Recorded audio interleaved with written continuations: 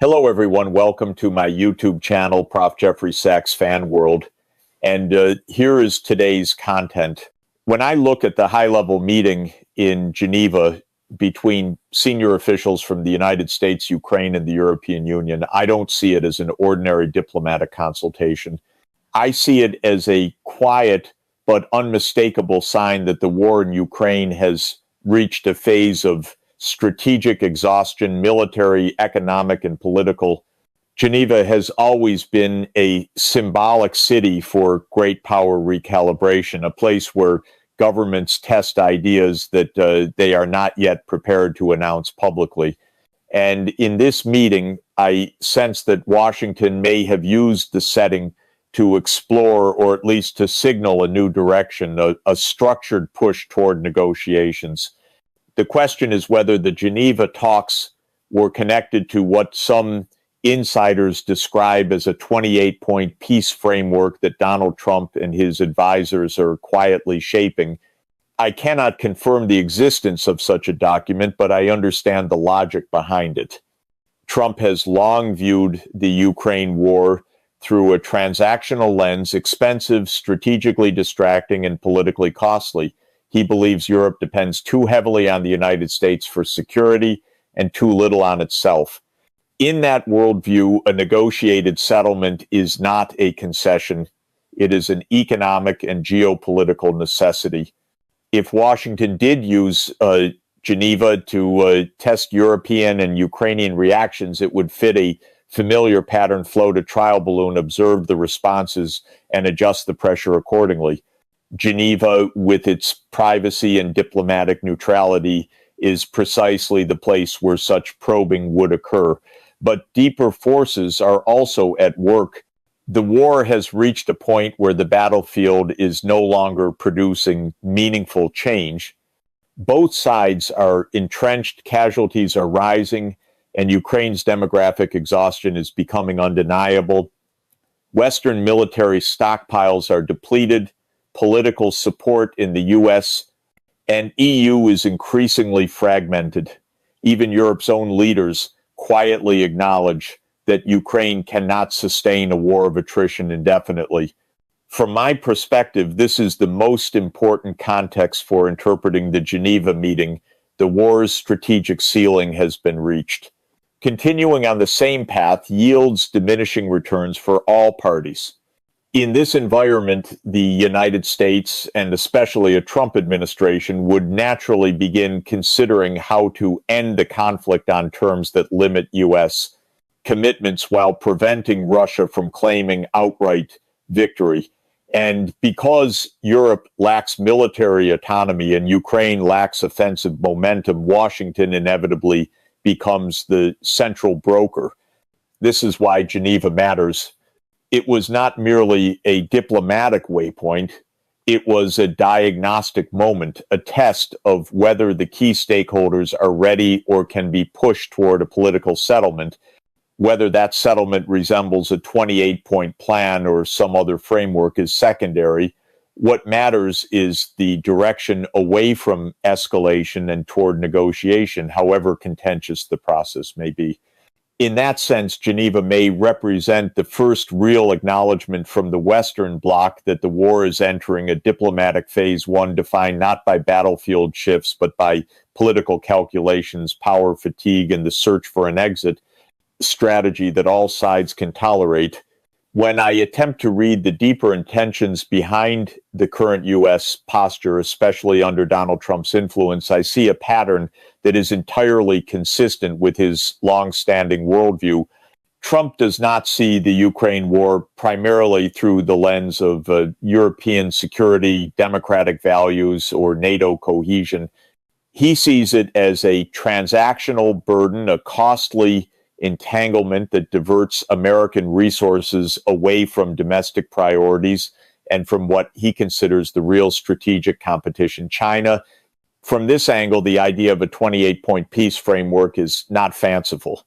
It matches Trump's instinct to impose structure, impose deadlines, and impose his own deal-making template onto complex geopolitical problems.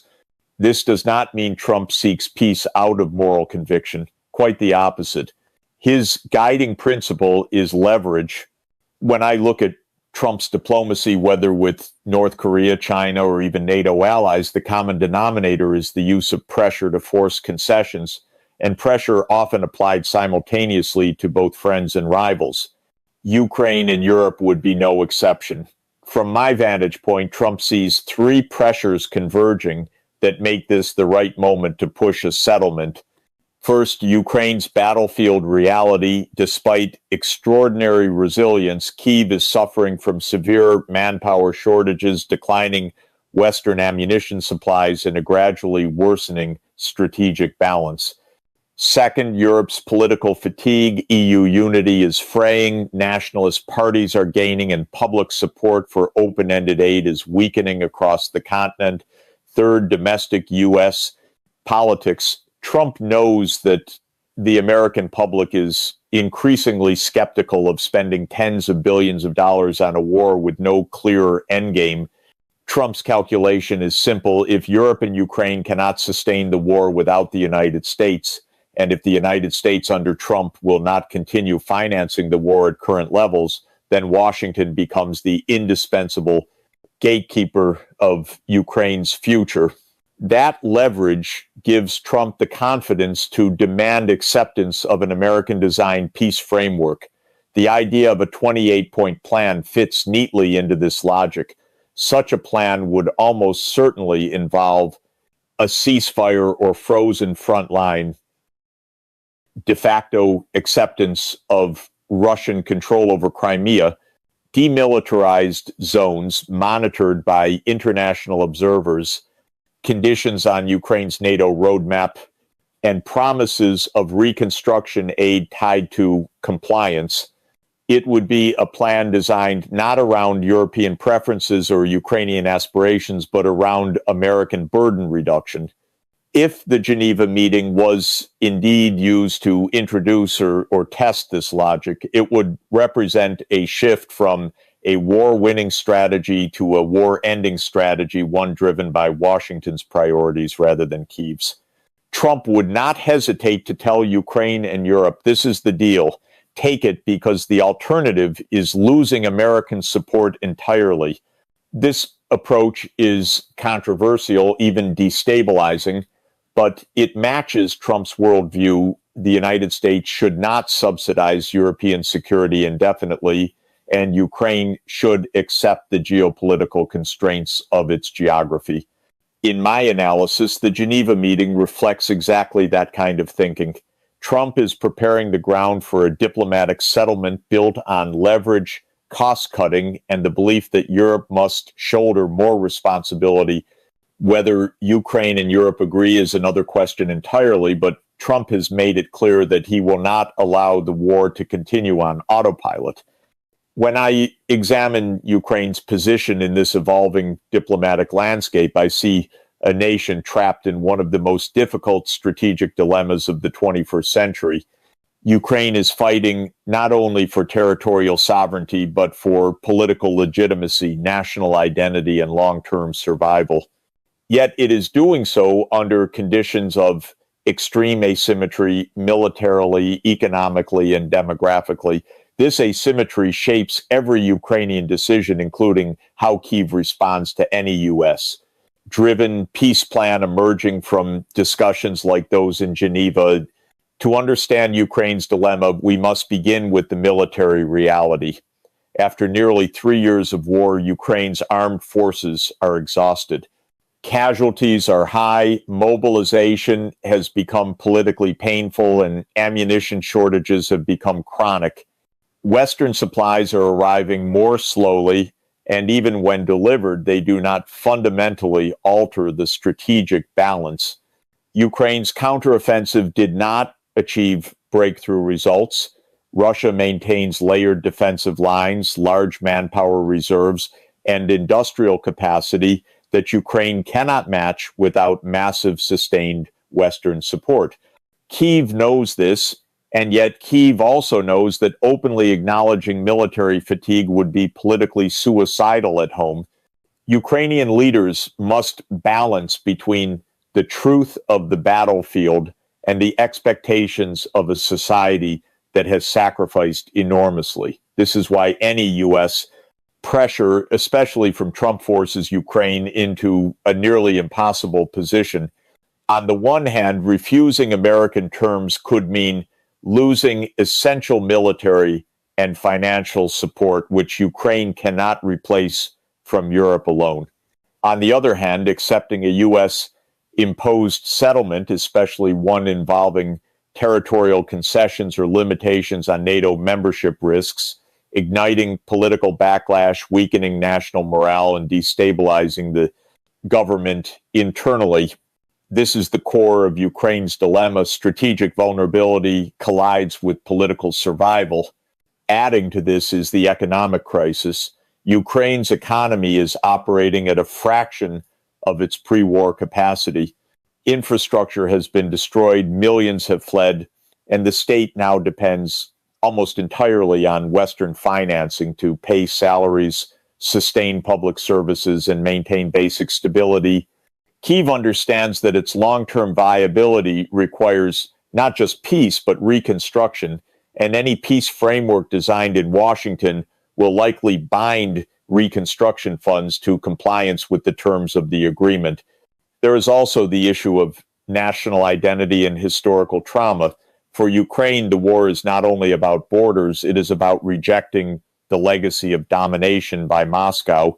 Any settlement perceived as giving Russia territorial rewards would be viewed by many Ukrainians as unacceptable, even humiliating.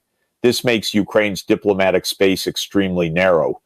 In the geopolitical perspective, I have studied for decades. This is the tragedy of small and medium states situated at the fault lines of great power rivalry. Their choices are constrained not by their aspirations, but by the limits of their power and the priorities of their patrons.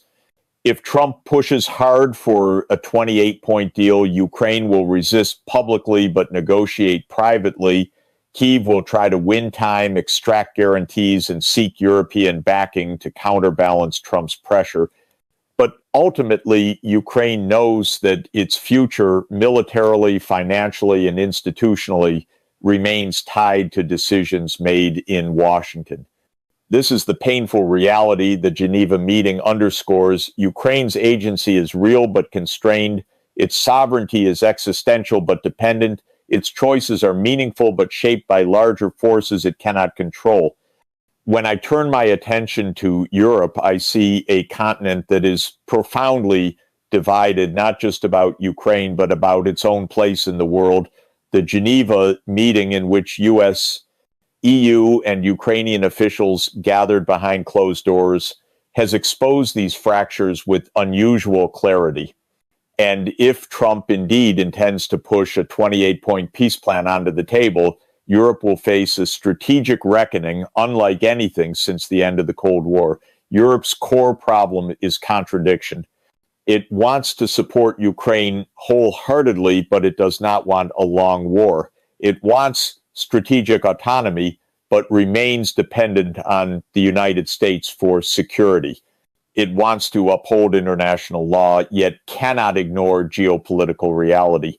These contradictions have produced a Europe that is morally committed yet strategically constrained. When I analyze Europe's internal dynamics, I see three camps emerging. One, the no concessions bloc Baltic states, Poland, Czech Republic, from their perspective, a U.S.-driven peace plan that freezes Russian gains would be a betrayal of European security. These countries view Russia as an existential threat and believe that any territorial compromise would encourage further aggression. They will strongly resist any settlement perceived as rewarding Moscow, and they will lobby aggressively in Brussels and Washington to prevent Trump from imposing terms on Ukraine. Two, the realist bloc, Germany, France, Italy. This group is far more cautious. They understand that the war has produced enormous economic strain, energy shocks, inflation, industrial slowdown.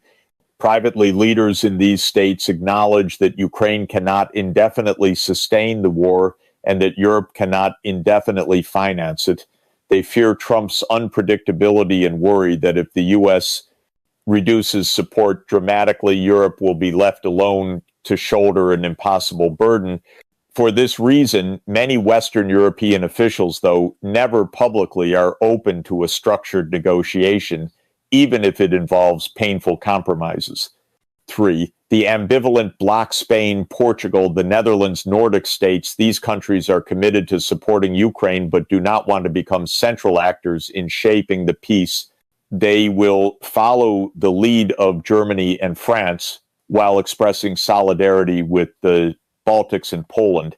They are stabilizers, not drivers of European strategy. Geneva, therefore, becomes a test of whether Europe can achieve coherence at the very moment coherence is most needed. And I fear the answer is no. If Trump pushes a peace plan, Europe will face a stark choice: support Washington, even if the plan contradicts European values and Ukrainian interests, or resist Washington, risking a rupture within NATO and undermining the Atlantic Alliance. Both options are dangerous. Support would fracture Europe internally. Resistance would strain Europe's most important security relationship. This is why I often say that Europe has not yet decided what it wants to be, a strategic actor or a strategic follower.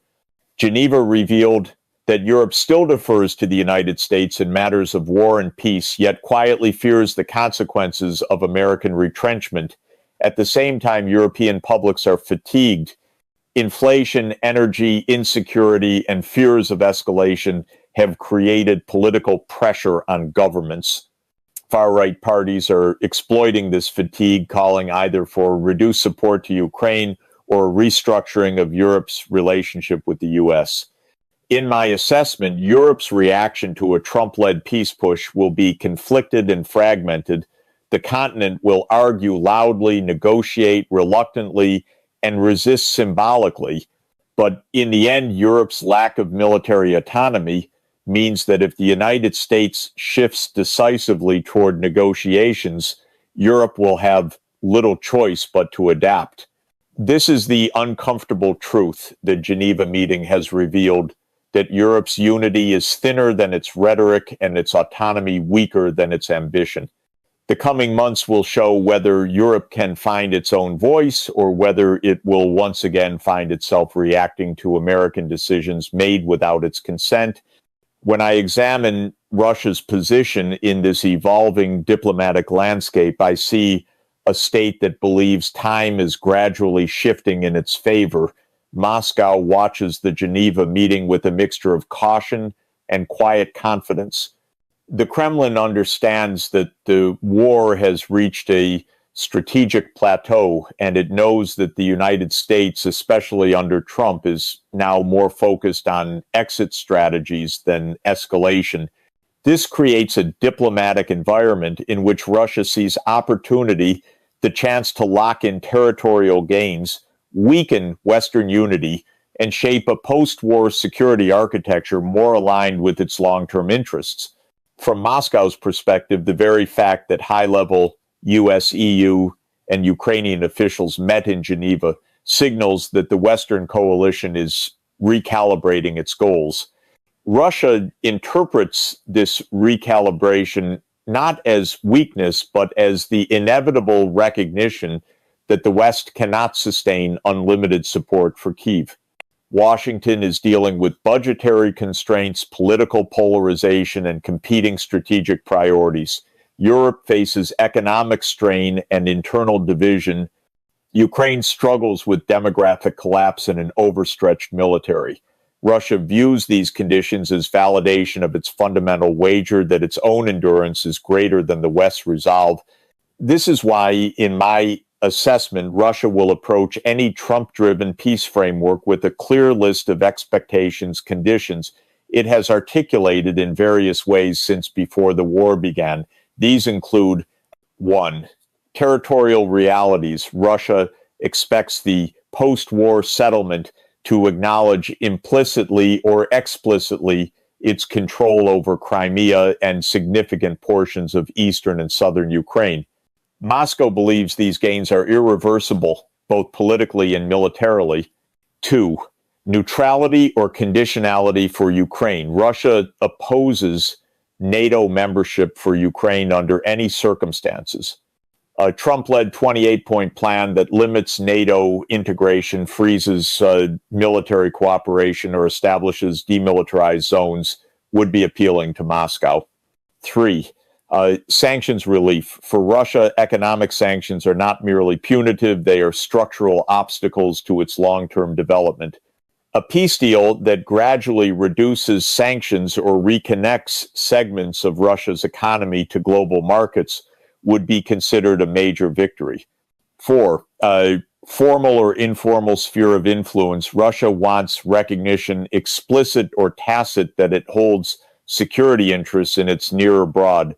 While the West will not publicly endorse such a concept, any agreement that limits NATO infrastructure or arms deployments near Russia's borders would effectively serve this purpose. But Russia's calculus is not driven solely by Ukraine. Moscow views the conflict as part of a larger multipolar realignment in which American dominance is weakening and new centers of power, China, India, the Gulf states, are asserting themselves. A Trump-led peace framework would not be seen simply as ending a war.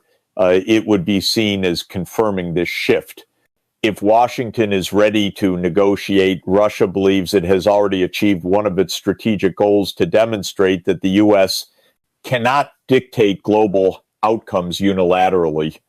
However, Russia also knows that peace carries risks. A frozen conflict might give Ukraine time to rebuild its army and deepen ties with Europe. Sanctions may not be fully lifted.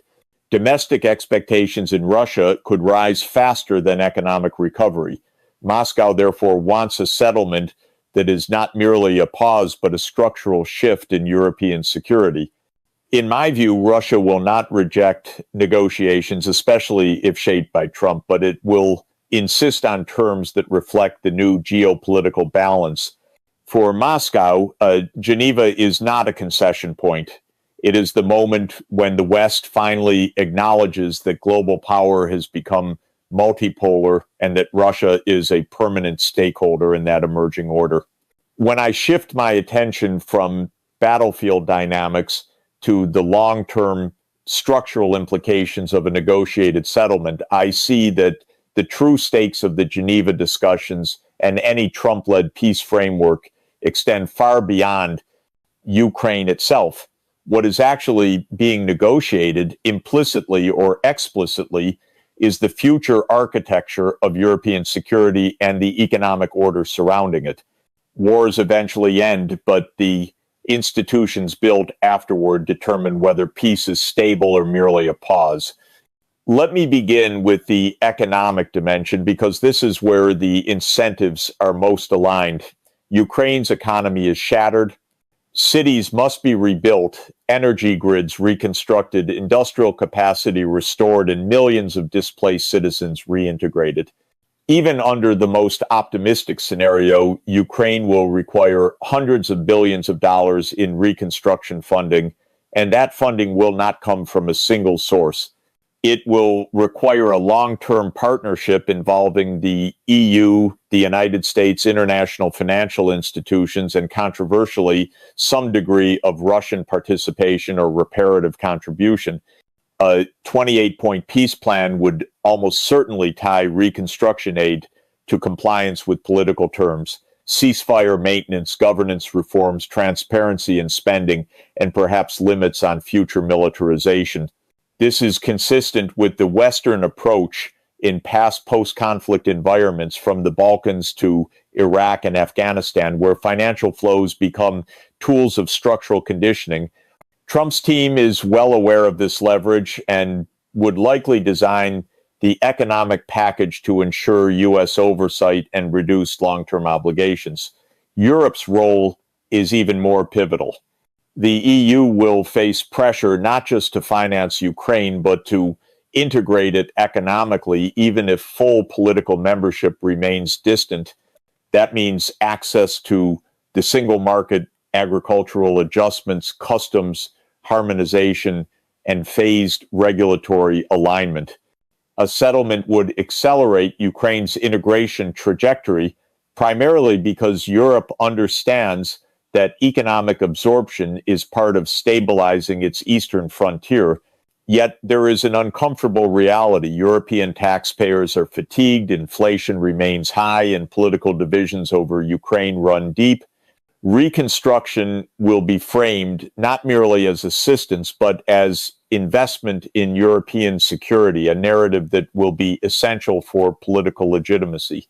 On the security side, a negotiated settlement will force Europe to confront questions it has long postponed. What is NATO's long-term strategy toward Russia? Will NATO freeze enlargement, restructure its force posture, or adopt new deployment patterns along the eastern flank? How will European militaries rebuild their depleted arsenals? Crucially, what security guarantees, if any, will Ukraine receive? A Trump-led framework would likely emphasize conditional security guarantees rather than full NATO membership. Mutual defense consultations, arms supply mechanisms, commitments to long-term training, and demilitarized zones monitored by international missions. From my vantage point, this represents a compromise between protecting Ukraine and reducing NATO's liability, a compromise that may leave both Kyiv and Moscow uneasy. At the global level, a post-war settlement will reverberate through energy markets, grain supply networks, and investment flows. Europe will continue diversifying away from Russian gas while Russia seeks deeper economic alignment with Asia. Ukraine will attempt to position itself as a reconstructed gateway between Europe and Eurasia, though this vision depends heavily on security stability. Ultimately, what Geneva revealed is that the end of the war will not simply mark the cessation of hostilities.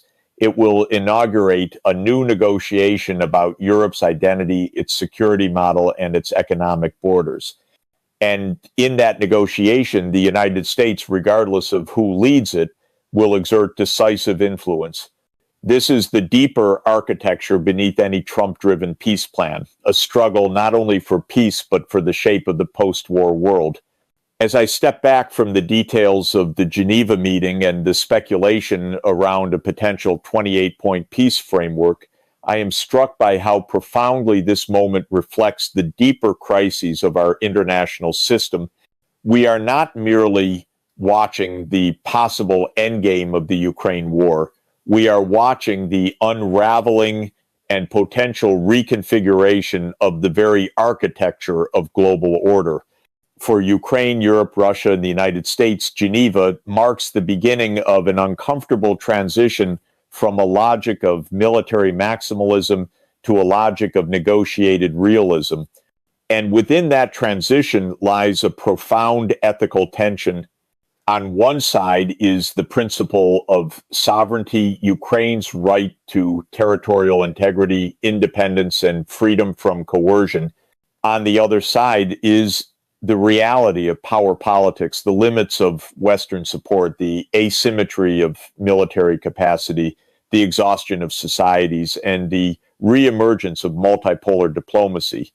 Peace in this context becomes not the triumph of justice, but the management of constraints.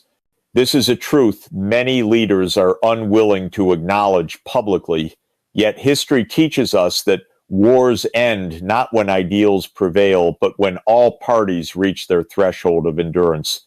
Geneva signaled that the West may be approaching that threshold. The United States, particularly under Trump's influence, appears ready to force recalibration. Europe is losing economic resilience. Ukraine is running out of time, manpower, and structural capacity. And Russia believes it can wait out the West. In this fragile balance, a peace framework, however imperfect, may become inevitable. But inevitability does not mean legitimacy. For a settlement to endure, it must be grounded in more than geopolitical convenience. It must address the underlying drivers of conflict, security fears, economic instability, geopolitical rivalry, and the dangerous vacuum of diplomatic institutions in Europe. This is where I believe the world stands at a crossroads. One, the path of realpolitik without vision. One possible outcome is a hurried imposed settlement shaped narrowly around Trump's transactional preferences and Europe's strategic anxieties. Such a deal might stop the fighting, but it would not resolve the deeper tensions that caused the war. It could create a peace without stability, a brittle arrangement vulnerable to renewed conflict, political extremism, and moral disillusionment.